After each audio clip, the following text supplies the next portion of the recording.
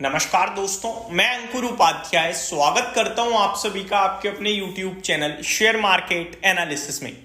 दोस्तों, यहां पे आप सभी के साथ इस गिरते मार्केट में एक ऐसा स्टॉक शेयर कर रहा हूं जो एक अप ट्रेंड में है पूरी तरीके से। 52 वीक हाईज पे है, इनफैक्ट लाइफ हाई पे है।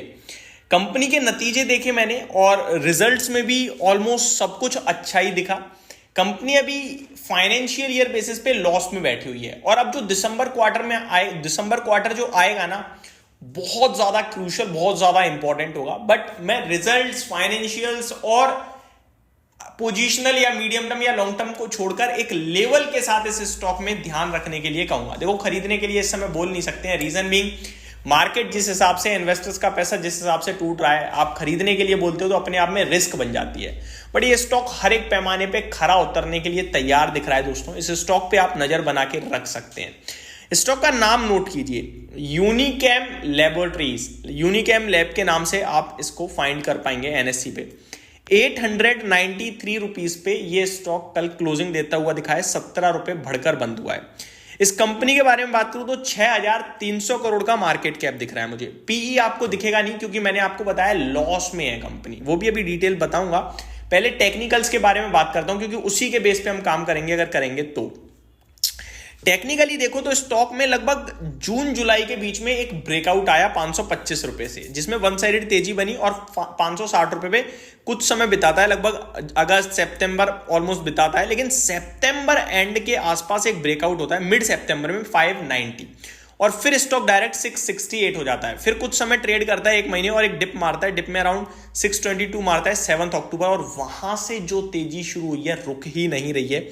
अब 937 रुपए का हाई लगाकर स्टॉक करीब करीब 893 पे बंद हुआ है। ऐसा लग रहा है ये स्टॉक रॉकेट की रफ्तार से उड़ने के लिए तैयार है।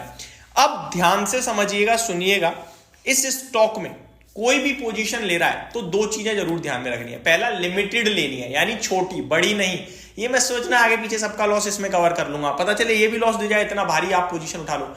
छोटी पोजीशन लेनी है, प्रॉपर एसएल के साथ लेनी है और एसएल अगर फॉलो ना हो तो प्लीज मत लीजिएगा क्योंकि छोटी एसएल की बात चल रही है, मार्केट खराब है। तो 840 यानी 50 रुपए नीचे, उससे छोटा नहीं, 856 यानी करीब करीब आप कह सकते हो, मतलब आप ये कह सकते हो बड़े लेवल पे है 8 मैं अगर इसका बोलूं स्टॉप लॉस की अगर देखा जाए तो अगर मैं एग्जैक्टली आपके साथ शेयर करूं तो 840 यानी 53 रुपए नीचे का स्टॉप लॉस निकल के आ रहा है, 53 रुपए नीचे का।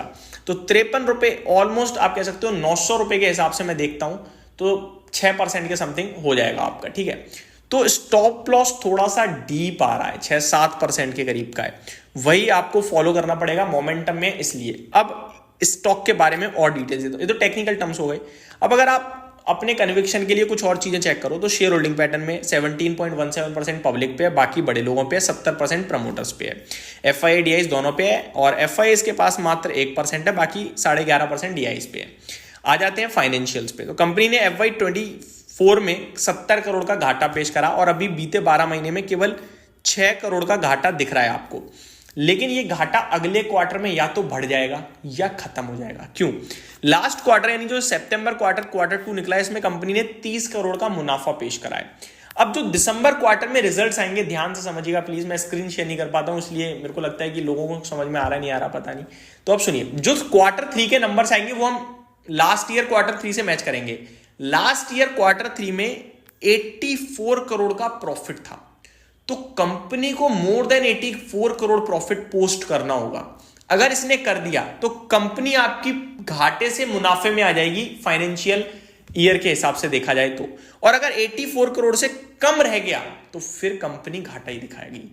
और जो क्वार्टर 4 होगा वहां पूरा टर्न अराउंड हो सकता है, क्योंकि क्वार्टर 4 अगर आप देखें FY24 का जो निकल चुका है वहां 129 करोड़ का घाटा था। यानी अब जो क्वार्टर 4 आएगा उसमें अगर कंपनी ने प्रॉफिट भी पेश कर दिया, चाहे 1 करोड़ का ही हो, तो कंपनी घाटे से मुनाफे में हो जाएगी पूरे फाइनेंशियल ईयर बेसिस पे। तो अगले 2 क्वार्टर बहुत इंपॉर्टेंट हो सकते हैं इस कंपनी के लिए। अब वैल्यूएशन टर्म्स की बात करें तो अभी क्योंकि लॉस में तो कोई वैल्यूएशन बनी नहीं रही है, लेकिन कंपनी बीते 2 क्वार्टर से कंटिन्यू बेसिस पे प्रॉफिट पेश कर रही है, रेवेन्यू अच्छा पोस्ट कर रही है।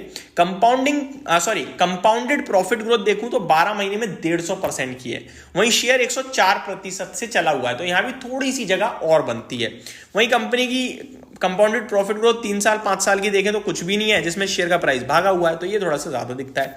ओवरऑल देखा जाए तो मैं यही कहूंगा कि कोई भी अगर लेगा तो फिर एक स्टॉप लॉस के साथ ही लीजिएगा, क्योंकि फाइनेंशियल्स का वेट करा तो बड़ी पोजीशन फंस रही है इस समय इन्वेस्टर्स की। तो ये मेरी तरफ से कुछ डिटेल्स थी दोस्तों। होप आपको ये स्टॉक, ये जानकारी पसंद आई होगी। Thank you so much for watching this video. Have a great day guys.